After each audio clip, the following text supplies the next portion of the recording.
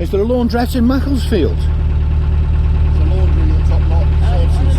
A laundry? Yeah. Is there? There's one here. Couple here actually. Are there? I've been okay so far, but the time is approaching. The time is approaching, unfortunately. I'm going to need one. So I'm hoping we've got one in Macclesfield, but we shall see. We do. Yeah, I think we do. I think we do. It's a bit of a posh place, isn't it? Yeah. We'll be able to get you through in no time if there's two of us. Yeah, it looks like there's several. Ah, brilliant. I don't know whether they're here now. Oh yeah, there's one reasonably close to me now. I'm just not 100% sure about the ones at the facilities, because you can imagine what goes through them. The laundry looks like it's a walking distance of the.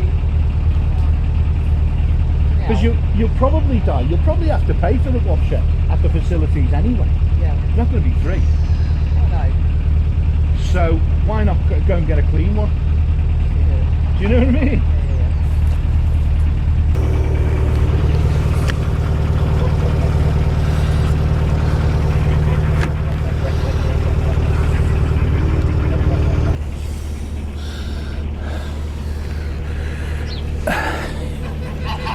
Morning.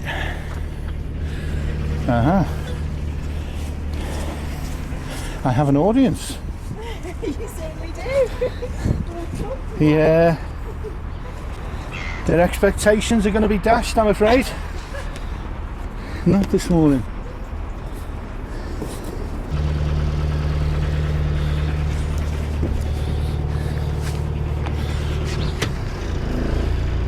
Right.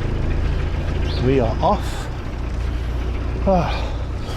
Excuse me, sorry. We are off. Just leaving.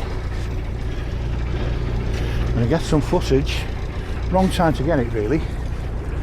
But I'm heading for the tiny little aqueduct. And when I say tiny, I want to signify narrow. So I've got to pay attention. But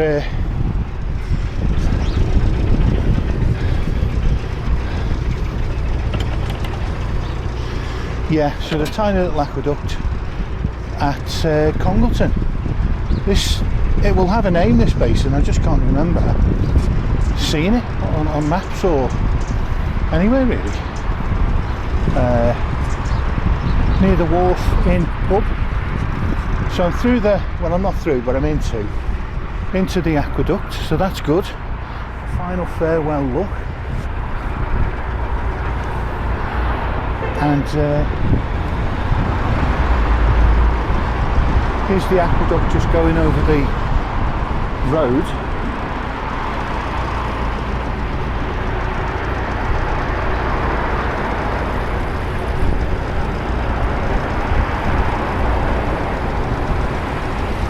And we are going that way. So time to get some revs on. And actually get some gloves on as well, because it's a bit nippy. What a lovely basin that is. Whew, right. It's not. I was going to do a big spiel. First things first. Never mind the basin. Where the hell are we going? What's going on? I cannot resist that stupid cockney, can I? Right. Do you know what? Stress. Let's deal with the stress. Ow! By burning me bloody lips off. Right. So, what's gone on is that I'm trying to use. Trying to use gimbals for the cameras. I didn't notice the woman waving back at me there. Morning.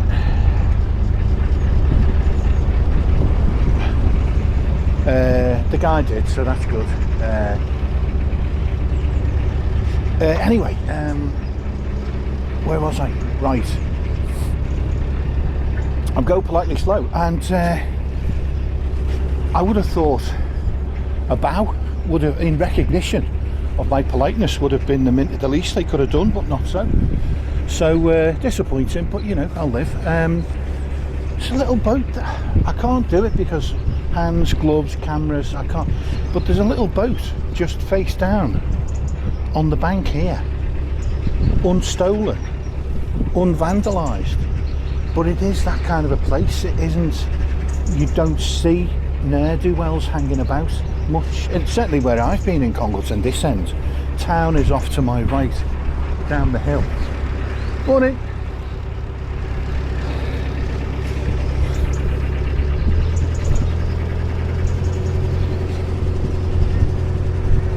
So that was nice of him to pop his head out. Boaters always do that when there's not many boats moving. I've just hit something. I'm not too sure how to play this. It was frozen over for a few days, and I was walking down this stretch and I noticed bricks and things and objects on top of the ice, trying to break this. Kids trying to break the ice, as you do, you know, but not realising this is quite shallow, and things sit on the bottom close to your propeller and your rudder and the bottom plate of your boat. And I've just gone over some such object. I'm pretty sure there was a rattle, and you could feel the slight impact through the base of the boat. Anyway, no harm seems to have been done. Do you know what, touch wood, see, I'm literally taking the glove off. That's how superstitious I'm getting,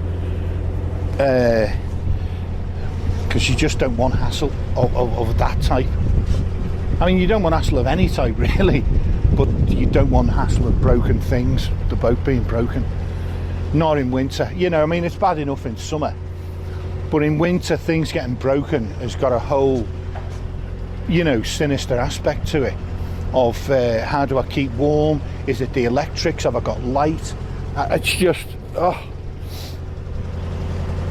it becomes a real sort of, there's a psychological element to it, which, you know, I'm ill-equipped for, if I'm being honest. So very healthy duck population in the basin there, obviously fed regularly by the locals. I must confess, I didn't feed them right. I meant to feed them yesterday because it was my last day.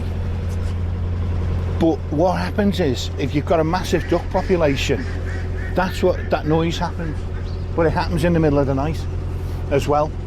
Once you feed them, and the whole gang becomes aware, because there were Canada geese there were white ones, a couple of swans further up. There were different species, there were moorhens. Anyway, they would have fairly swiftly started congregating on the boat the moment I stepped on the stern, or show me face in the window, because that's just, you know, it's what they do.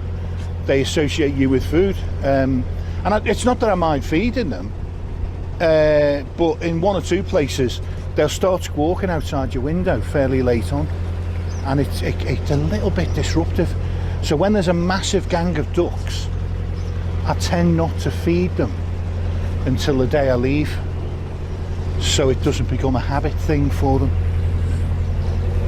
But you know, each to his own. That's just my own particular and slightly odd take on it. So today, right, okay, to business. Just get myself through there. Right, yeah, to business, right. A heater gloves, by the way. Sorry to interrupt business again, but heater gloves. Yes, and I need to slow down because there's a boat up ahead. So today will be a day of trial and, I was going to say trial and combat. We're combat with the locks. We are attempting today. No, well, again, I don't want to never get too triumphal when you're saying these things. We're taking on the Bosley flight. It's like Mount Everest. You don't say I conquered it. Sorry, I'm fixing the belt, by the way. You know, you don't say I conquered the mountain, you know. You just say I climbed it. So we're attempting the Bosley flight, which is a couple of miles to the northeast of Congleton, and then there's a few miles more before you get to Macclesfield. But we're just concentrating on, I'm still in the crew, the flotilla, the fleet, the convoy. Still with the guys. And so the plan, right, Dave has gone on ahead, a bit too long on ahead actually, a bit too far, because I took a while sorting out the cameras. We are working our way through the northern end of Congleton. It's a little bit tight down there, but you know, not too bad, not too bad. I was going to film upwards and the walls and because it's quite a grand sight, but I've got to keep my eye on this. Otherwise I will come a cropper. So yeah, oh no! I turned. I was too busy watching the back end here, and the front end came round.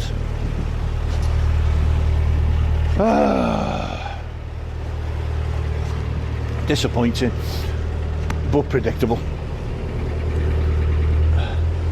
But worst things happen at sea. Well, yeah, Mr. State the obvious, you know the old saying. So this is what it looks like from underneath.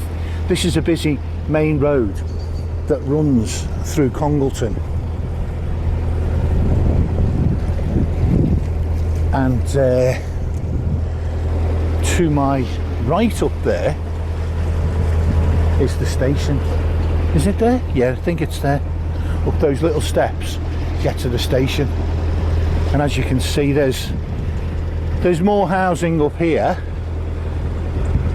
up at the top of the cutting up there. But it will start to thin out very soon and we'll be in countryside again.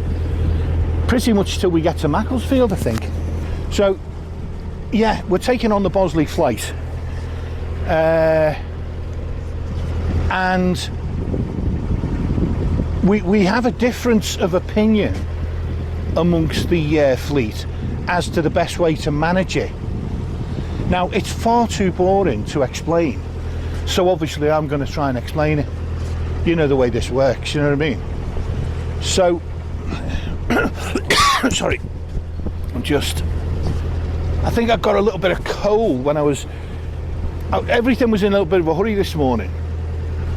I don't know whether Dave does this, probably Di doesn't, but maybe not many people do.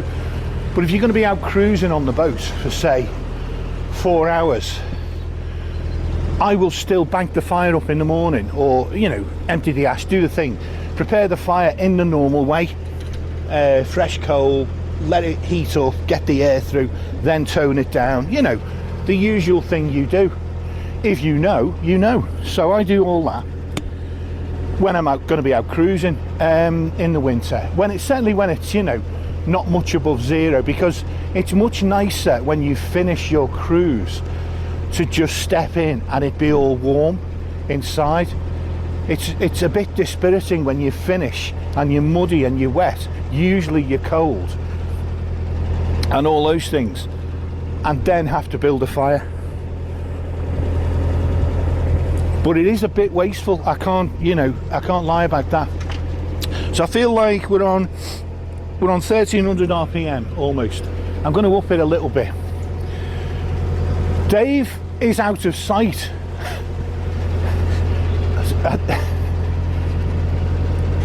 That expression will be forever associated with like 60s or 70s hippies. He's out of sight, man. He's literally out of sight. Up ahead. And the plan is, yes, the plan, right, so the plan is Dave is going to work me through the locks, which I still think has got some vaguely sexual connotations to it, or I don't know, but Dave's going to work me through the locks. You've got to get your amusement where you can. Dave's going to get me through the locks, and then I'm going to get to the top. We will get it. You know, I've only had one coffee, so there's no excuse for the babbling. My boat will get to the top with his help, and I won't get off the boat. This is the beauty of it. That's the nice part of the plan, right?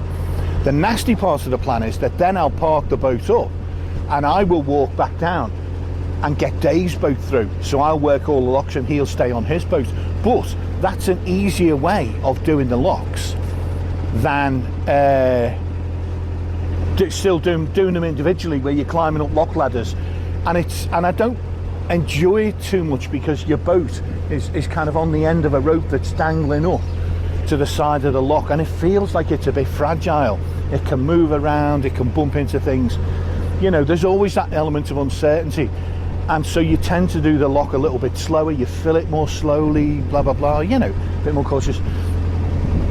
So that's the plan anyway. Plan is Dave works my boat through and I'll stay on the boat, and I think there's 11 locks, and then I'll come back down with him at some, and then, which I must remember, windlass anyway, and then we'll work Dave's boat through.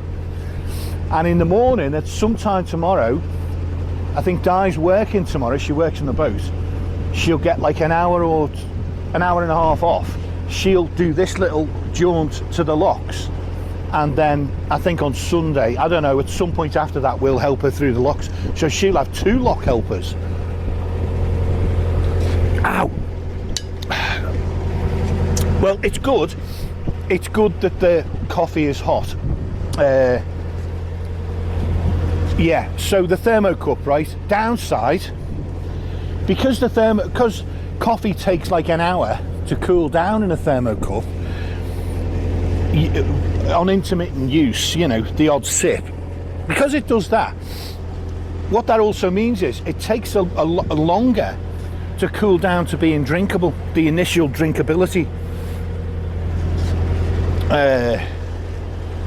So I'm trying it, expecting it to be drinkable by now, and it's not. But what is interesting, right, is up ahead I can see the Pennines for the first time, and I'm just making sure I don't make contact with this bridge, but yeah, I'm seeing, and I'll get some film of it later. Do you know I didn't tilt these solar panels as well? Schoolboy error. I'll do it at the locks, because the locks might have some low gates. It sounds like a minor thing, but one of those panels, the mount got damaged at Grindley Brook, because the lock tunnel bridge thing, archway, was very shallow and low, and it hit one of the solar panels and knocked it backwards, so the mount has been damaged. And anyway, it's one of the many things that needs fixing, to be honest. But I think I could manage. What on earth was that? What the hell? Did you hear me jump? What could that have been?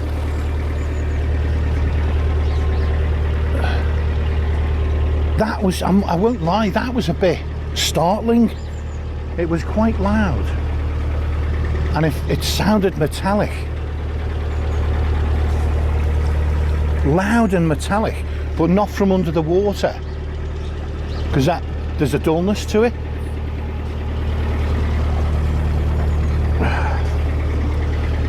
I don't know. I'll have to sort of have a quick check around when I get a chance later on, and see if I've lost any important ironwork, because something just clanked, almost like a mooring chain would sound on the side of the hull. I thought that was. Anyway, so I've got these fancy new gimbals, right? But it's been raining most of yesterday, so I didn't do a field trial. Always fatal. I didn't do a field trial of it in its mounting place up on the front. And when I tried to do it this morning, I found out it was in the wrong mode. So I had to go and check in the manual. So all the time Dave's heading off, sorting out the locks, and I'm reading the manual on this gimbal so that the phone points the right way. And I know that it sounds terribly frivolous really, but you know, this is a potentially 4-hour cruise today, and the whole forward film would be ruined. Is that a boat move? There's a boat up ahead, but he's not moving. And I am trying, I've approached this really badly, if I'm being honest. I've approached this little narrow pinch point in the usual amateur way. So there's a line of boats up here. So these are the moorings at the northern end of Congleton. Yeah. And what I want to do is just give you some footage, some footage as I called it, in a moment of Frenchness. I know it's not French, I know that. Oh, get on. I'm holding a capsule, I'm steering the boat, I'm trying to place the camera, I'm talking. Quadruple tasking there, so, you know, cut me some slack. I've got to get some footage, some footage. I'm going to stop that footage thing. But look at this.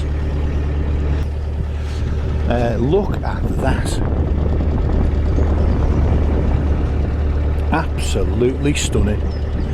This feels almost like the way the Pennines, when I've seen sections of the really nice bits of the Leeds and Liverpool. This is kind of what that feels like. And in the distance over there, there's a significant hill.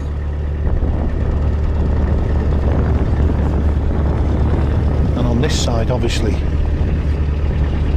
we got boats.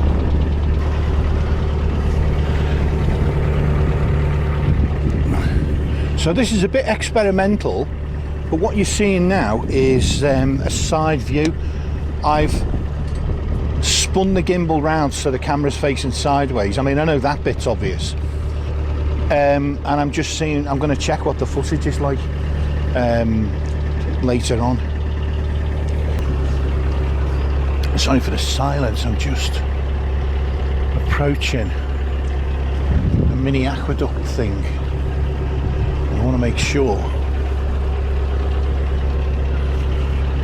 that I don't go astray. So let's do that. Morning.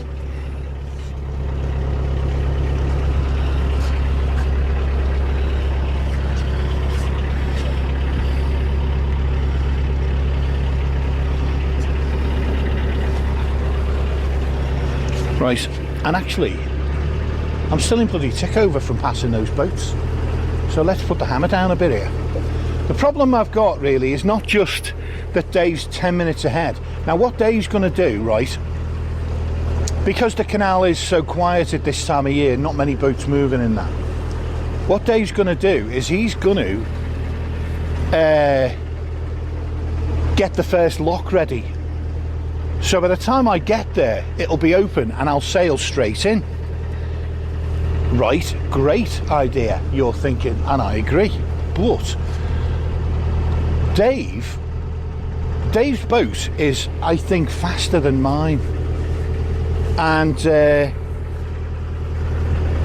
I feel like he would have opened up a lead even if he hadn't set off 10 minutes and then it stretched to 15 minutes. If he hadn't got a 15-minute start on me, he probably would have opened one by the time I arrived. So he could be half an hour ahead of me. Now what that means is he will start working on the locks, emptying them, getting them ready for me to go through. I'm pretty sure. So he might go up like 3, no, he won't go 3 up. At most he'll be half an hour ahead of me, because he'll probably go faster on these bits. I've noticed his boat is quite nippy. So it'll give him a chance to do like the first 2 locks and get them ready before I get there. And when I think I'm going to arrive, I'll text him. So if he's up up 2 or 3 locks on, he'll come back down. You see? I've got, honestly, the gear is getting ridiculous, to be honest. Now, it is getting a bit silly, all this vlogging gear, but I feel like it will help. So let me explain. That's a very steep cutting up there. Let me just show you this. Look. There's an absolutely beautiful cottagey house thing up at the top of the cutting there. There's where we've just been, obviously. But look at that. That is sensational. What a pretty dwelling that is. And I can only see the upper floor. I cannot imagine the cost of that. Just prohibitive. Because Congleton probably won't be the outskirts in the countryside. It's not going to be cheap. So anyway, look. So the gear. So let me talk you through it. So there's the usual action cam, you know, which is essential really for much of my sort of undercover work in shops and museums and things. I'm doing locks because you can see, you know. So anyway, I love it. I don't love it, but you know what I mean. I think it's good. Some houses up there, look. I've got to get more footage up there. I've just got to get a little bit more footage up there, look. There's a hill in the distance on the right hand side, and it's not a small hill. This is the Pennines. We're on the outskirts of the Pennines, and look at that. Up this slope here, there's a sloping field through the trees, and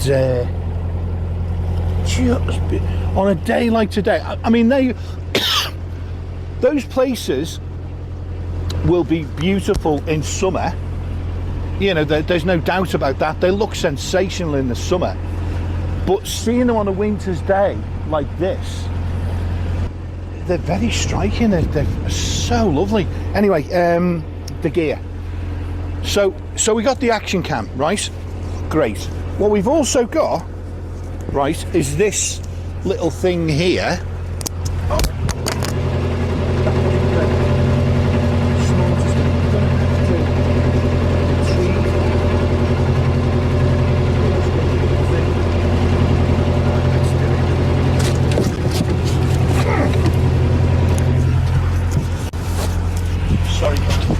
Do that, but leave this ship rudderless, captainless. But that's got to go back on. Got a bit of mud on my fingers. Great, why not? So that's going on there, right? Now next to it, right here, there's a bigger black device. This thing.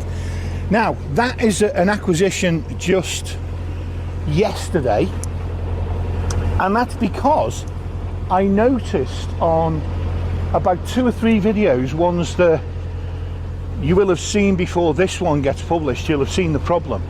On 2 or 3 videos, this transmitter, it's got a battery and it's gone flat, and I've not realised, there's no indication it's gone flat. Well, there's a light, but it's down, it's out of the way, I'm not going to see it. And it's gone flat, and I've lost all the audio for a couple of hours of cruising around.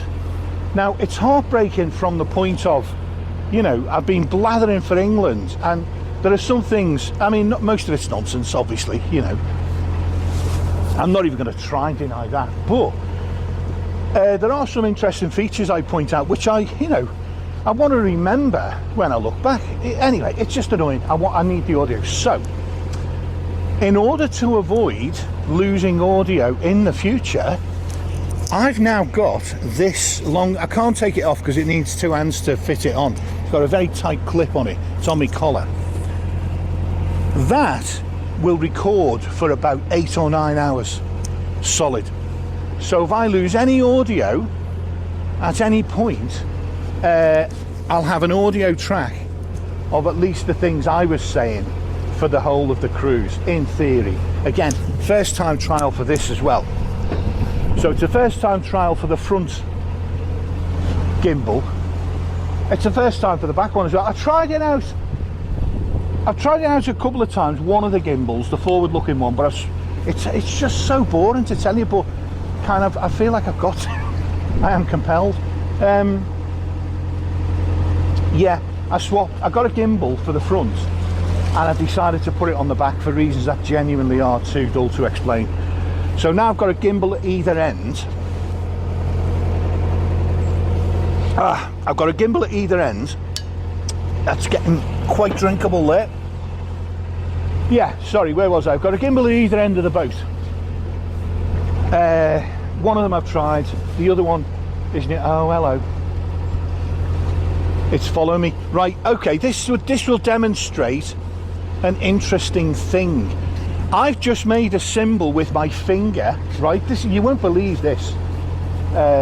It's like witchcraft to me. I just made a symbol with my finger that the camera recognised as a little sort of AI thing on top of it.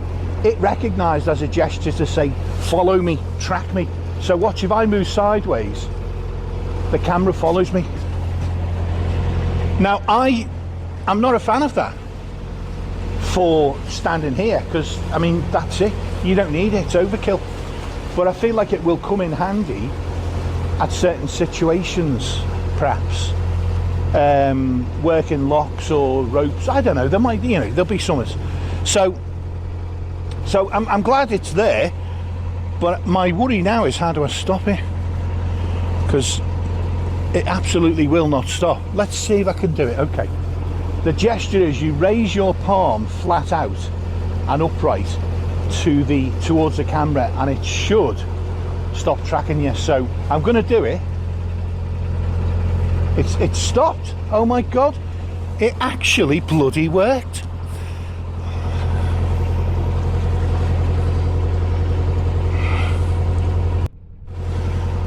Right, well, so that little trial actually worked. And while I'm doing it, obviously I'm heading for a bridge hole, so that's not wise. But at least it's not following me around now, which is a bit just unnecessary. Kind of save the battery in it, and I think it doesn't look good. I don't feel like it's jerky, it's motion that you don't need to see. Anyway, you know, let me know in the comments, as they say. Is it worth the camera tracking movement even on the deck itself, or is that just not needed for that? There's big bushy things.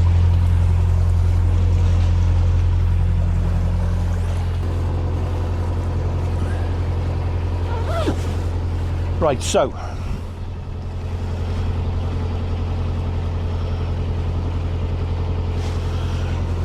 let us see where we are at. Let's answer the all-important question. Where aren't we?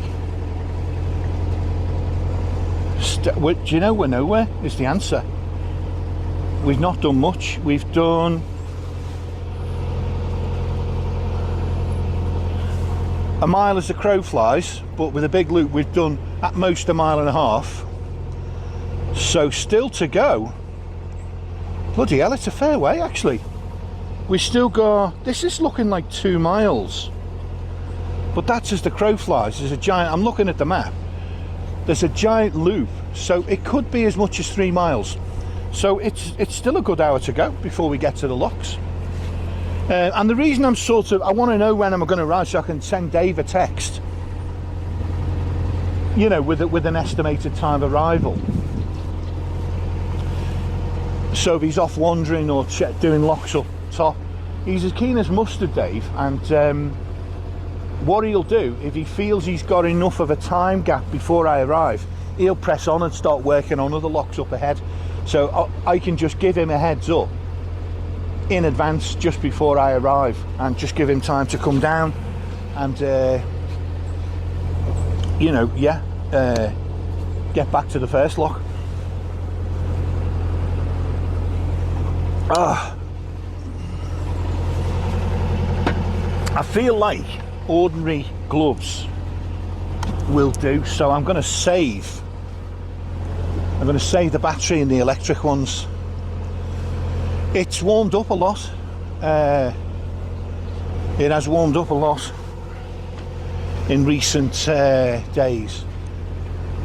Something, is that a big pile of, there's a big pile of something, obviously it's going to be weed floating in the middle of the cut. So what I'm going to do is I'm going to increase the revs a bit, get my speed up and sort of coast through it just with the impetus and momentum of the boat. And as I get level with it, as the rear ends draws up and gets level, I'll cut the prop so it doesn't get tangled up with whatever it is. But it's a significant amount. Okay, here it comes, cut the prop.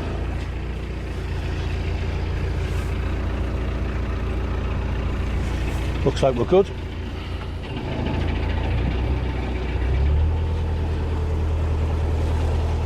There we go.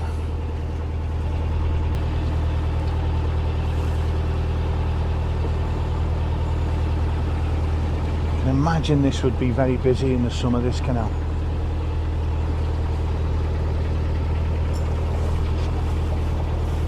Good morning.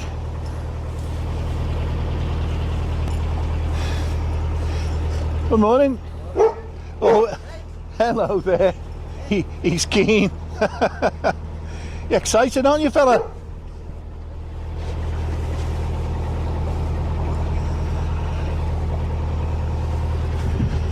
Absolutely lovely black Labradorish thing. Coming up to me, looked very friendly. You know, there's almost an attitude with dogs where they look like, do you know, never mind what the dogs look like. I need to get away from the bank here. I've kind of drifted over to the left, not paying attention, into sort of the weeds. That used to be a thing in meetings. This discussion has gone into the weeds, or before we get into the weeds about it.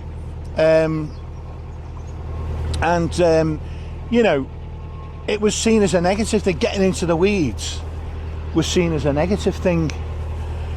But, you know, an opposite sort of phrase, the devil's in the detail with most of these things.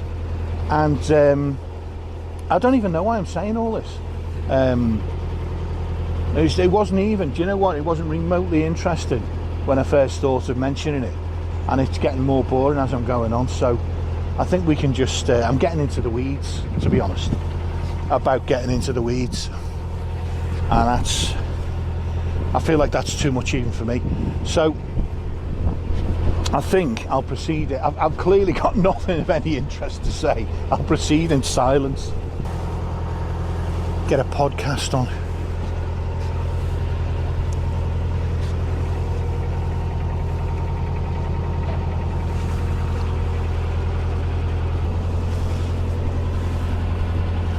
Not truly rural, or at least I can't see. I'm in a cutting, so I can't see what's up there, but I can see the odd house.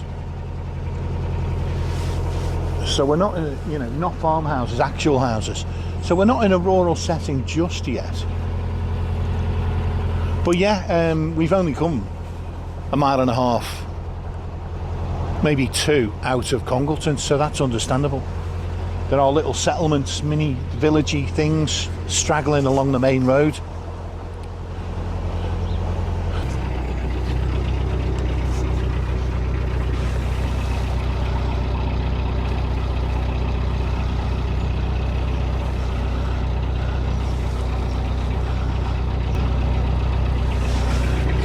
So here's a nice boat called Olive.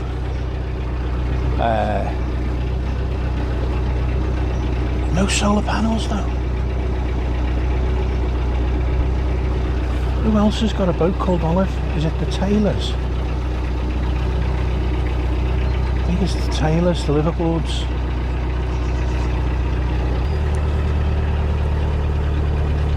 It's quite a curvy section, this. It's quite a curvy section, but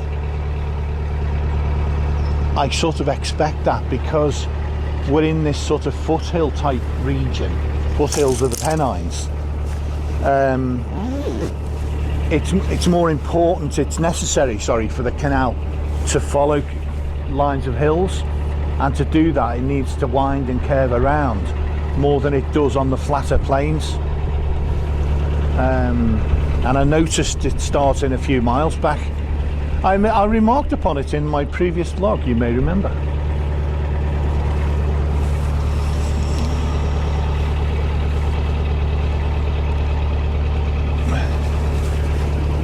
Right, okay, I'm going to try something clever. Right, I need more revs as well, by the way.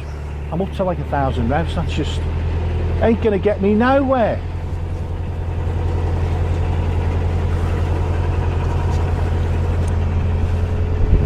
The sun is in the south and it's low, and it may show its face. I wasn't expecting it to, but if it does, it will cause glare and you know, misery. Well, you will have seen on many vlogs, if the sun's behind me, the sort of camera phone can't cope with the glare. Many cameras can't cope, so I have this cunning filter that I put on top of the phone lens with the idea of reducing the glare, and I think it sort of works, sort of. It helps a bit, like wearing sunglasses for a camera lens. Very sluggish responding. I think what I might do here is I might do a quick burst of reverse. I think the prop's okay, but just feels a tad sluggish there. Wait a few seconds and then go forward. Just in case in those shallow sections I've picked up some rubbish around the prop. Again, I'm really superstitious. I've gotten away with not very many entanglements around the prop. Yeah, I don't cruise that often in city areas where the really nasty stuff is, so I've been lucky so far. I haven't had things like bed sheets and shirts and God, all sorts of horrendous wires, plastic bags. I've seen, you know, when you watch vloggers and when I talk to people, you hear some nightmare stories, and you know, touch wood, I've been okay. It's going to happen, obviously.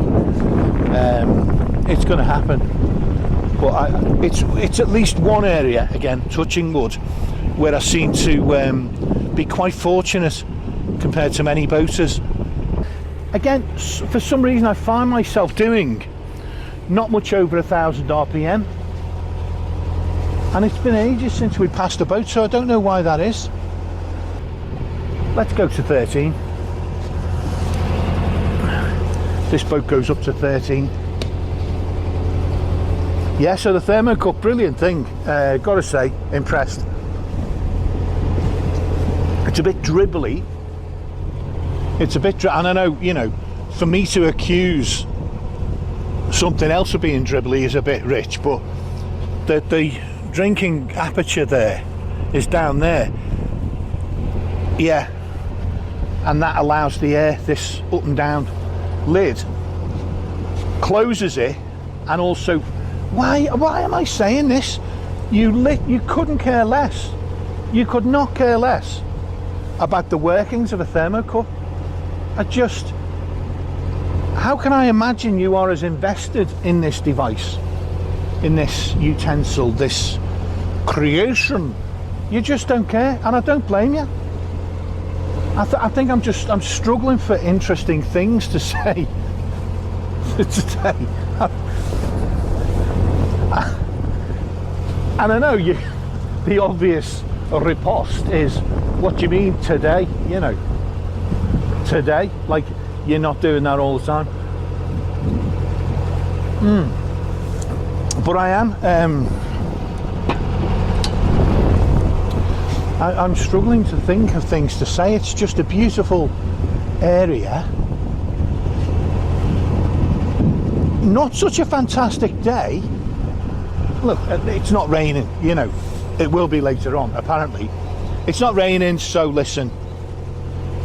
You can't complain, really. If it's not raining, there's not too many complaints you can have in the UK about your weather on any given day. But it is a bit nippy, and that wind is making it nippier still.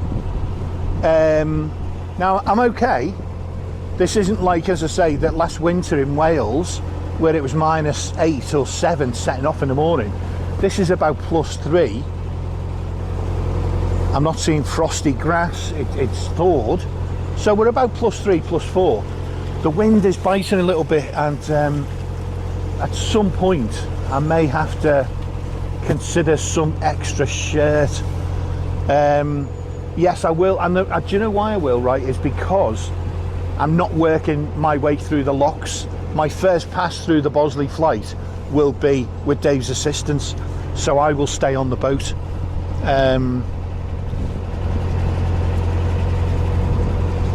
Right, and that reminds me, when I park the boat and come back for Dave to help Dave through, I need to put my actual shoes on to do that, so I don't get sore feet, because these wellies, they're okay, you know, water, and they're sort of fur lined a bit, so they sort of keep you warmish, but pardon me, for actually walking significant distances, not so much.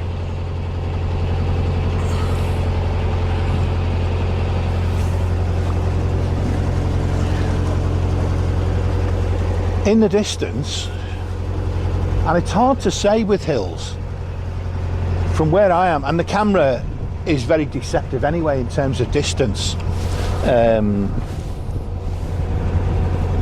Phone camera, definitely. I would say perhaps 3 miles away, maybe 4, there is a low hill, and I will find out what that hill is later on, or when I edit the video, and there'll be more of them. There is more of that to come. We're going to properly get into the foothills, and I expect this canal to go winding round all over the, like, it's relatively straight. I was talking about how windy it was, and it was for a bit, but it's kind of straightened out now.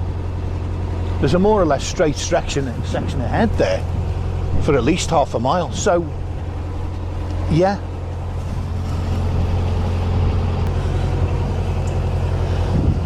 just a tad too close to the left bank going through here, so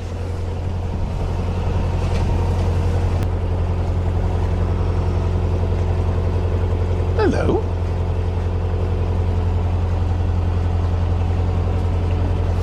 Morning. Maybe not.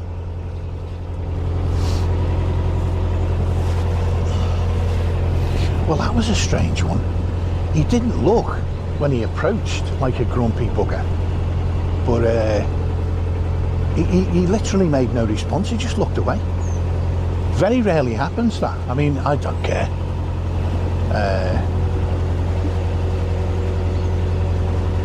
I mean, I do care, because I sort of made a smart ass comment, maybe not, you know. So I do care a bit, because otherwise why would I make a smart aleck comment? But it feels very strange these days. Most 99% of people you say hello to as you pass them on a boat, they'll wave or a nod or something, just absolutely nothing. Young guy as well. Wasn't an oldie. Not that would necessarily make a difference, by the way, just an observation. So yeah, a bit of a strange one there.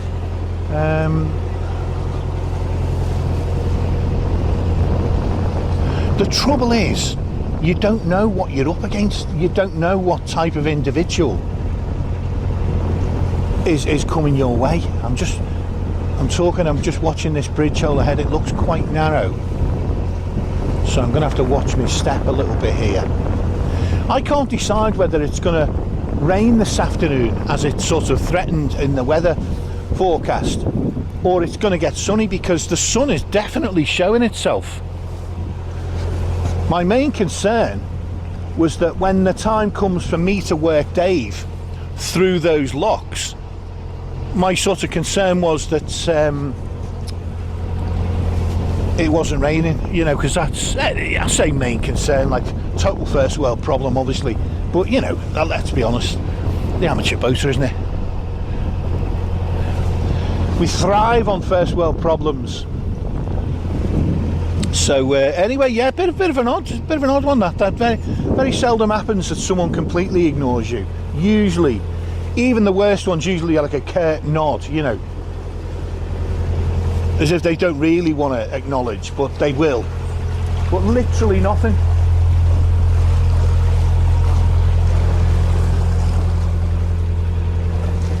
Who knows? Maybe he doesn't. Well, he's not a fan of. Do you know what? I'm saying he's not a fan of boaters. He might just not be a fan of me. You know, and my bonhomie and all the rest of it. Although I didn't.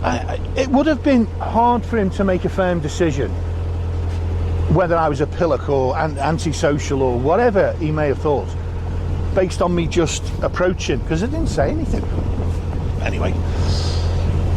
It's an unusual one, thankfully not very common. My feet are getting a teeny bit chilly as well, but I can't really do much about it.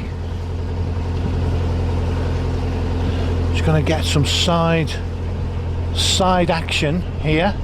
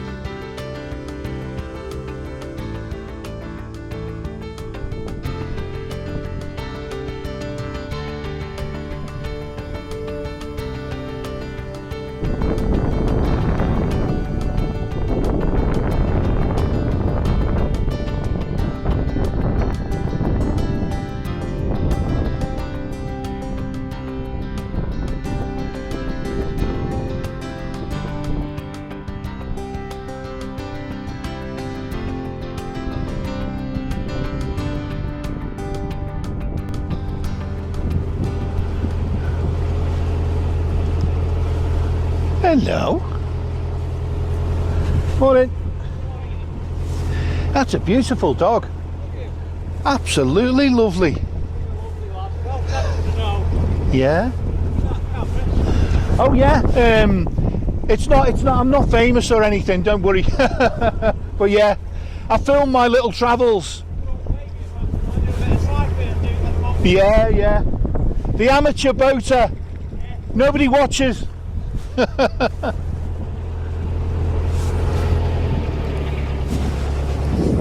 Right, I need to slow down a little bit. I've just realised while I was talking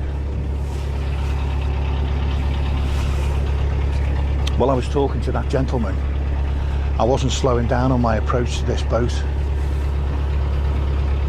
which, you know, by the way, is out on his own here. Now that,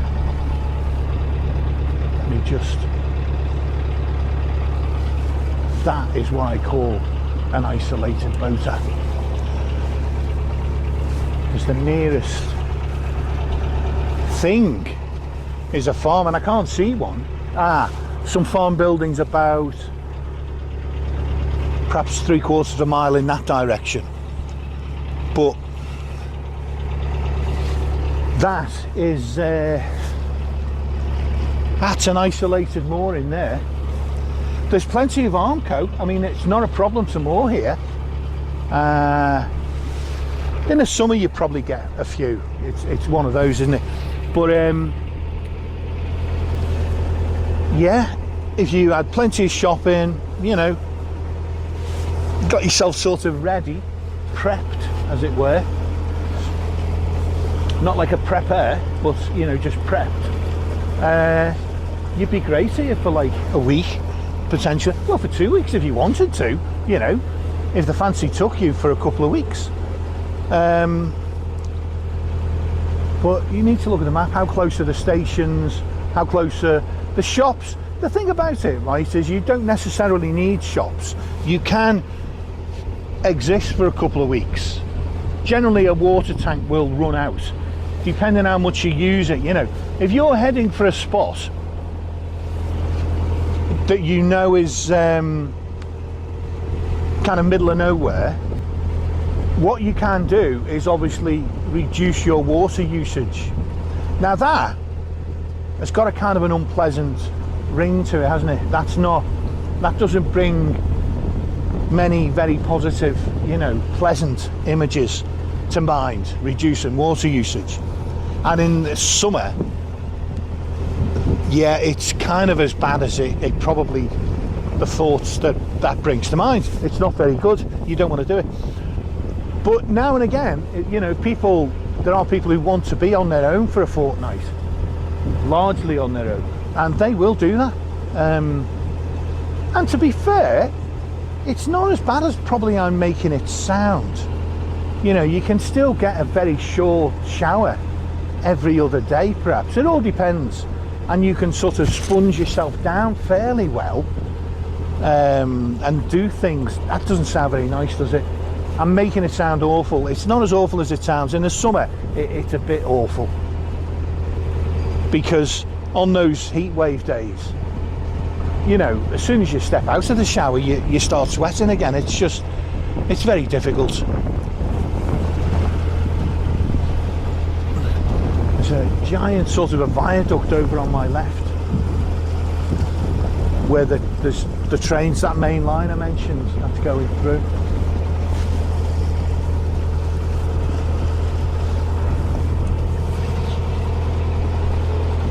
So yeah, so far no boats coming the other way. So a quiet day. There were a couple of boats moved in the last few days after the great thaw of a few days ago. There were some boats started moving about. There were a couple. And I guess that was always going to happen. Whenever you get iced in for a few days, as soon as it thaws, you know, you do start to see boats moving again. And we did, yeah. So that, you know, that will happen. That's to be expected, but not that many. Maybe 1-2 boats a day, perhaps 2-3 boats a day. The winters can be so quiet on these canals, you know, and to be honest, that is why I like the winter, even despite the cruel hardships that I have to face.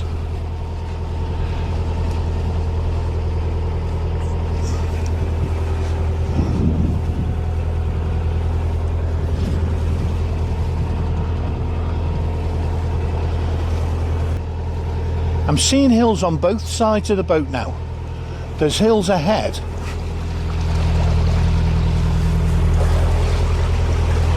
I'm seeing hills on both sides. There's a big hill on that side, which has been sort of going around for some time there. But now the trees are clearing a bit. I'm seeing hills on this side. So we are getting into the Pennines. We are definitely getting into the Pennines here.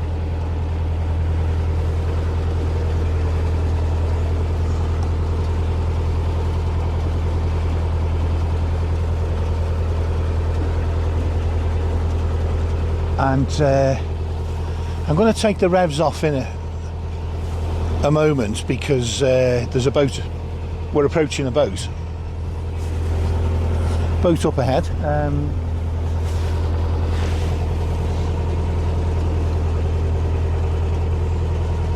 There's always a little part of me, it's a weird thing. There's always a little part of me when I pass a boat, a moored boat. Not many boats actually slow down themselves. Like, it's a minority, certainly in the summer. And even in the winter, there are a fair few boats who just whiz past, don't slow down at all.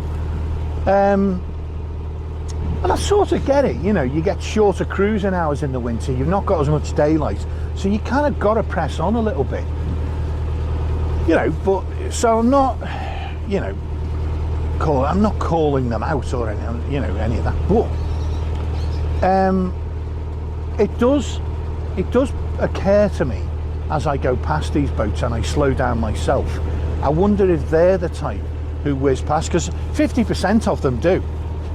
There's not many who slow down, really. Even in the winter, not too many. So as I go past, I can't help thinking, you know, are you one of those who would return this favour? Or are you one who would just whiz past?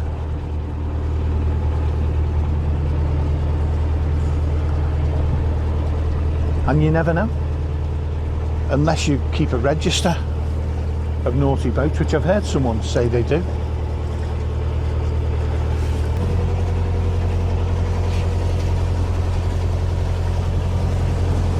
The camera, I think, almost certainly won't show all of what I can see, I don't think, which is past these sort of meadows or fields, whatever the proper name is. I never did quite work that out, did I? But past those, I can see some foothills in the distance. As I said, I can see hills on both sides. Don't think the camera will show, but they're definitely there.